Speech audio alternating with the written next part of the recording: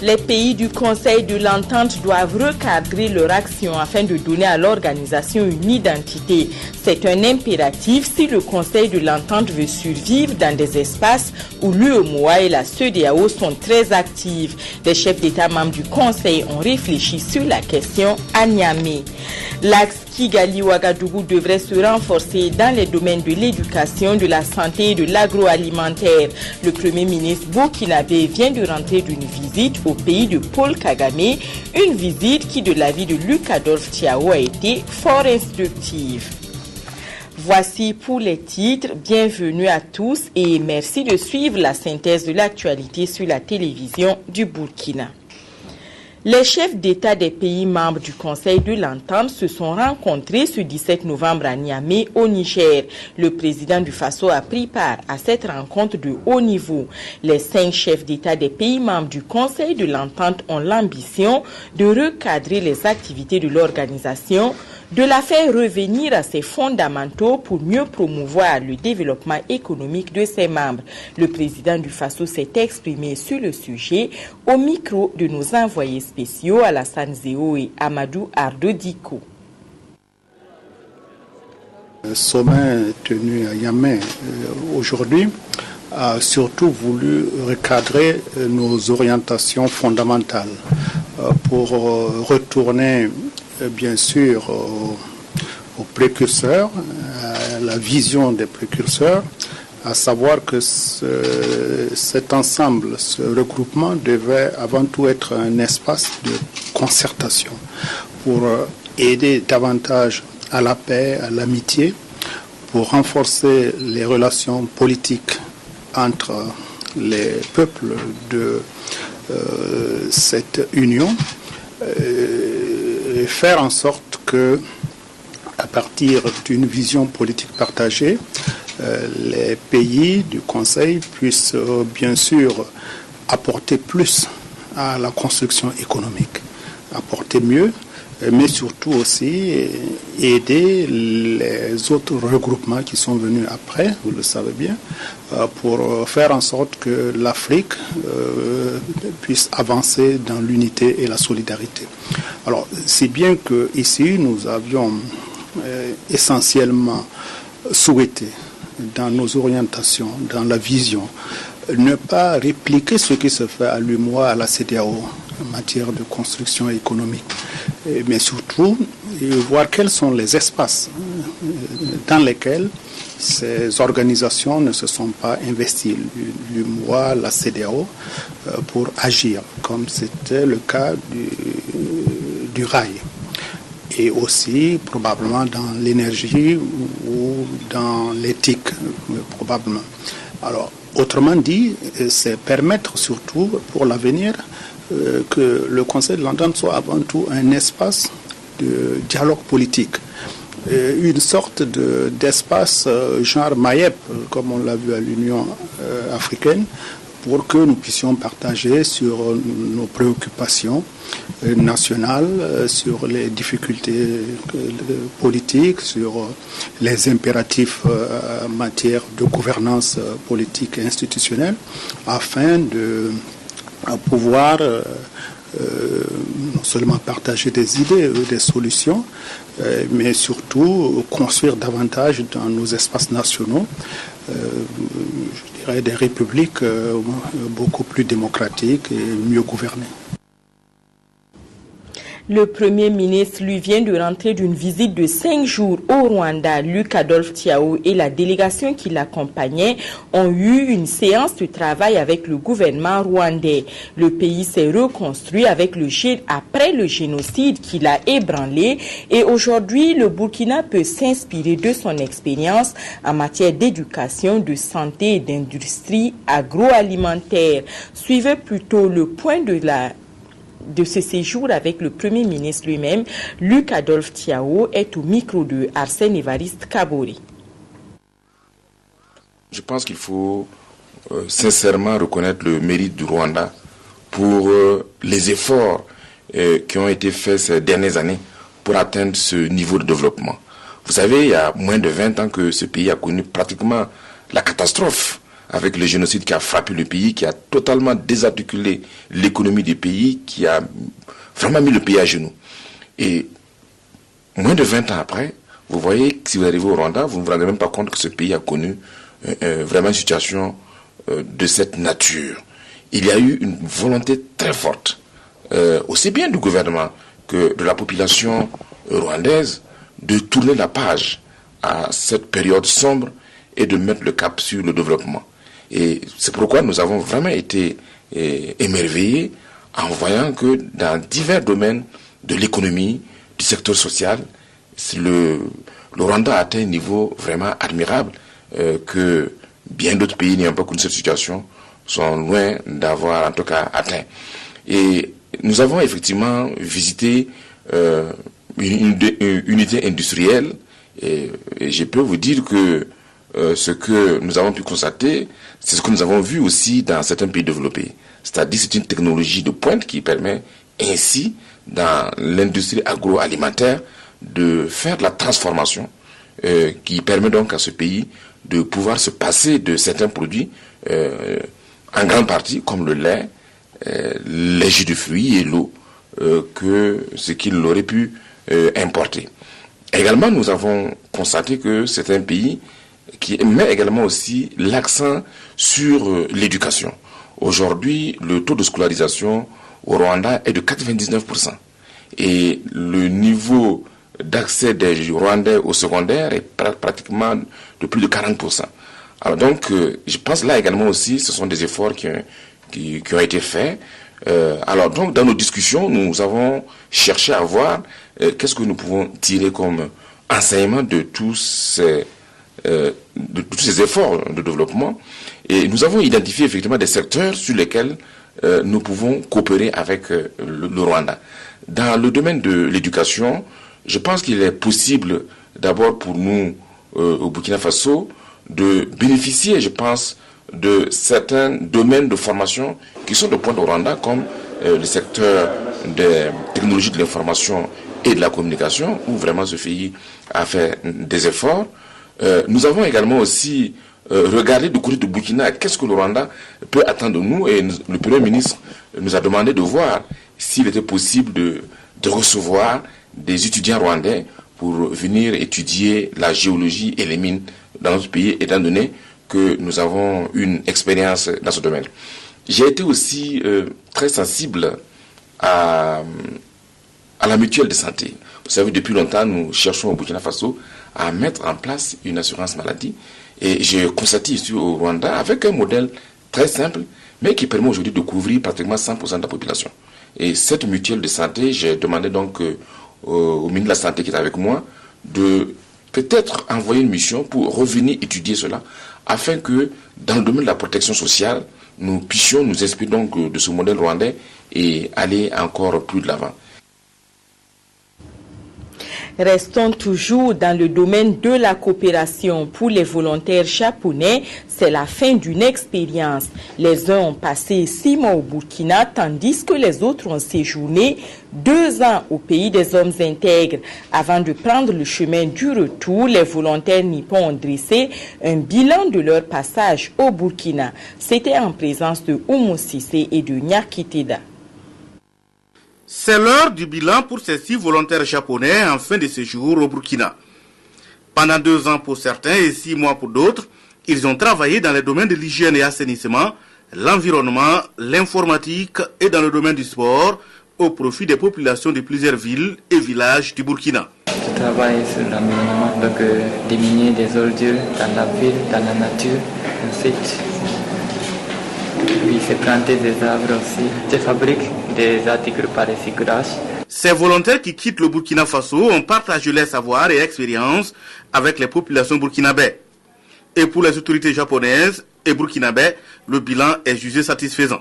Son Excellence, Monsieur le Président de Faso, a salué et apprécié beaucoup leur activité au Burkina Faso parce que ils ou elles ont non seulement collaboré avec la communauté rurale où ils ou elles travaillent, mais encore ils ou elles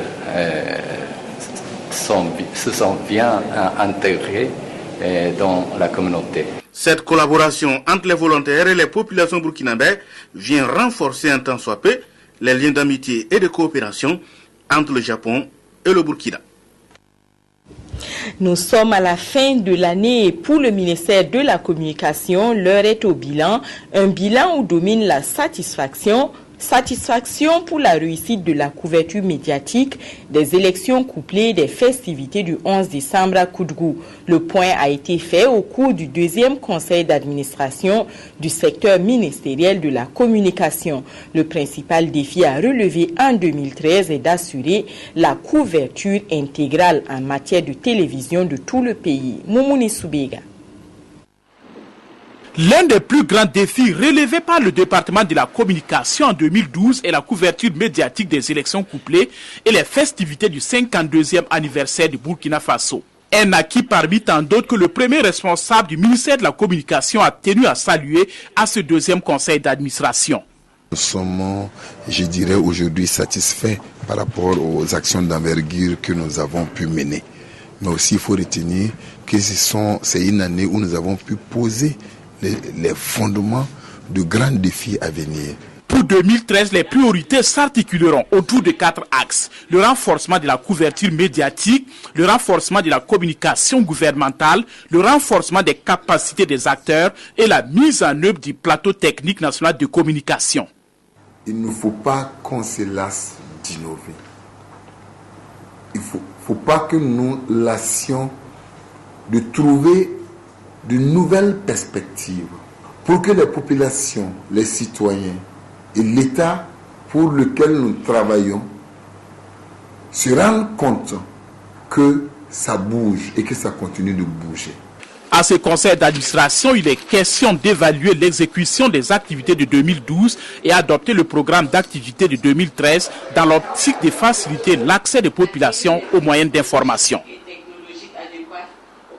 Le ministère de l'Environnement et du Développement durable veut passer du budget objet au budget programme. C'est un impératif si le département veut réussir dans ses ambitions. Il a organisé à cet effet son deuxième CACEM à Zignari. Les responsables du ministère veulent ainsi donner au cadre l'occasion de s'approprier le budget programme 2013-2015. Pélagie Sawadou. Le ministère de l'Environnement et du Développement durable veut adopter un nouveau système de budgétisation et de suivi des dépenses publiques à partir de 2013, dont celui du budget programme. C'est ainsi qu'à ce deuxième conseil d'administration du secteur ministériel de Zignari, la réflexion se mène autour de l'appropriation du budget programme de 2013-2015. L'objectif est de permettre aux acteurs du secteur de s'imprégner et de s'approprier de ce budget programme afin de créer des conditions favorables à sa mise en œuvre. Anciennement, en tout cas dans notre ministère, il était question de budget objet. Et maintenant, nous voulons faire une gestion axée sur les résultats.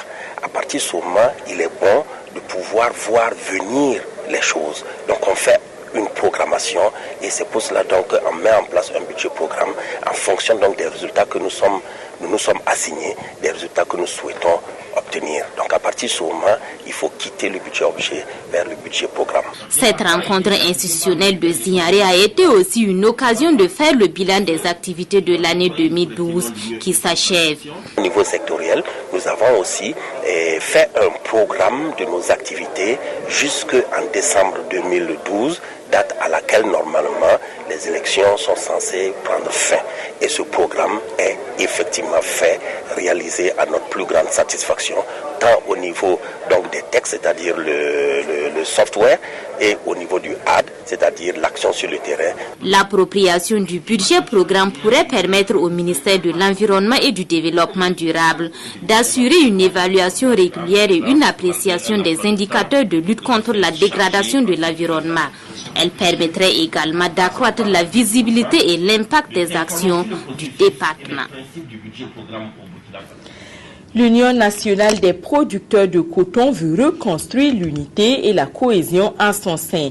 Elle a réuni les 13 et 14 décembre à Bobo-Dioulasso 27 unions provinciales pour une assemblée générale. Retour sur l'ouverture de cette rencontre statutaire avec Ahadi Sandamba. C'est ici, à l'église du centre Abel Sanou, que l'Union nationale des producteurs de coton du Burkina, UNPCB, est venue dire sa messe de l'année 2012, ordinaire et officiée par le président de l'UNPCB. À cette assemblée générale, il va donc s'agir pour l'instance décisionnelle d'examiner les résultats engrangés, de renouveler au tiers les membres de l'Union et d'adopter la feuille de route pour la campagne cotonnière 2012-2013. Aussi, nous allons travailler pour que l'ensemble des comités de coton il y ait la cohésion, l'entente, l'union au niveau de notre organisation. Aujourd'hui, nous comptons 27 unions provinciales. L'union provinciale du CONI a déposé sa demande d'adhésion à l'UNPCB et je pense que c'est l'instance qui va prendre cette décision. Pour la production de coton, les attentes, les prévisions, nous allons les atteindre parce que nous pensons avoir 500 et quelques mille tonnes et c'est les prévisions à mi-parcours. Au regard de ces résultats, tous les participants sont unanimes sur le fait que cette rencontre statutaire est porteuse d'espoir et se tient au lendemain d'une campagne cotonnière relativement bonne. Prenant la parole, au nom du ministre délégué chargé de l'agriculture, le conseil technique n'a pas manqué de féliciter les producteurs ainsi que les partenaires techniques et financiers de l'UNPCB. Dans la ville de Ouagadougou, 5 rues passent de l'anonymat à la lumière. En lieu et place des numéros, elles portent désormais les noms d'illustres fils du Burkina Faso, des hommes qui entrent ainsi dans l'histoire de la capitale burkinabé. Ramatou Zida, Jacques Lamissa Tarpaga. Rue Gomtenga Georges Bernard Conseïga, c'est désormais le nom que porte la rue 517 du 1er arrondissement de Ouagadougou. Membre du 7e régiment des tirailleurs sénégalais, Gomtenga Georges Bernard Conseïga a pris une part active à la reconstitution de la Haute-Volta en 1947. La rue numéro 526 au secteur 4 dans le même arrondissement porte quant à elle le nom de David Dabougui Kéré, commissaire de police à la retraite. David Dabougui Kéré s'est illustré par sa contribution active à la création et à la consolidation de la police nationale. Des distinctions très appréciées des proches parents et amis. C'est un grand honneur, de grandes émotions que j'essaye de canaliser. Mais heureusement, je suis entourée par toute ma famille et ça fait du bien. Ça fait du bien de voir que son père est mis à l'honneur, est reconnu, estimé. Notre sentiment, c'est un sentiment de reconnaissance d'abord vis-à-vis du Seigneur. Parce que sans que le Seigneur ne l'ait autorisé, personne ne pouvait autoriser ce baptême de rue en son nom. Donc c'est le Seigneur qui a inspiré Maître Titenga Passéré, le conseil municipal, l'ensemble du comité qui est chargé de la question pour qu'il puisse penser à lui et lui donner le nom que nous découvrons ce matin. Pour la commission chargée du choix des noms des rues et avenues, c'est un devoir de mémoire et de reconnaissance à l'égard des citoyens dont le travail et le dévouement servent d'exemple. Ce sont des gens quand même qui ont lutté, à mon sens, pour l'intégrité territoriale qui souvent était menacée, mais aussi qui ont apporté leur contribution, en tout cas à la construction de la paix dans ce pays. Ce sont au total 5 rues de la capitale qui ont été baptisées ce jour et les 3 autres rues portent les noms de Sibiri Robert Kouefé, du Lalé Naba Abga et de Dougaou Bari. Ces hommes figureront dans les annales de Ouagadougou. Mais comment financer l'édition d'un livre? Beaucoup d'auteurs doivent résoudre cette épineuse question avant que le public ne découvre leur œuvre. Pour la 11e édition de la Foire internationale du livre de Ouagadougou, l'on a parlé de cette problématique. L'association professionnelle des banques et établissements financiers qui parraine l'édition 2012 de la Philo s'est déclarée ouverte et disponible à condition que les écrivains leur présentent des projets bancables. Safiatou Tamboula. Le financement du livre est une question cruciale. Il constitue l'une des grandes difficultés auxquelles sont confrontés les écrivains burkinabés. L'État a mis en place depuis les années 1983 à travers la SNC un mécanisme de financement du manuscrit. C'est vrai qu'entre 1983 et 2000, on peut estimer que cette politique était peut-être assez suffisante pour booster le développement du livre. Mais à partir des années 2000, il y a comme une sorte de boom à la fois de ceux qui ont la prétention d'écrire et également une élévation du taux de ceux qui savent lire. De sorte que ces mécanismes ne sont plus tout à fait suffisants. En plaçant la présente philo sous le parrainage de l'Association professionnelle des banques et établissements financiers du Burkina, le ministère de la Culture et du Tourisme tient à renforcer les relations entre le secteur du livre et le secteur bancaire. Pour les deux acteurs, cela leur permet de mieux se comprendre. Le fait d'avoir introduit les banquiers, c'est une ouverture, c'est un échange direct entre nous et les banquiers. Alors, les banquiers nous donnent leurs préoccupations parce qu'ils sont tenus à la rentabilité. Et nous également, nous donnons nos difficultés. Et ensemble, ça nous permet de voir qu'est-ce qu'on peut faire pour nous rapprocher, pour rapprocher nos positions. Le secteur bancaire est disponible et ouvert à tout projet. Les principaux acteurs du livre devraient mieux s'organiser afin que leur projet soit éligible. Le secteur bancaire est déjà ouvert, nous sommes disponibles et nous confirmons avec force cela. Mais, il y a un mais, il faudra que, alors, justement, ces principaux acteurs puissent s'organiser, approcher les banques avec des projets pertinents. Et pour cela, je peux donner l'information en disant que il y a la maison de l'entreprise qui est en partenariat avec le secteur bancaire et qui peut, en synergie, accompagner les promoteurs justement du livre à monter des projets vraiment fiables, et il peut également les accompagner pour la formation.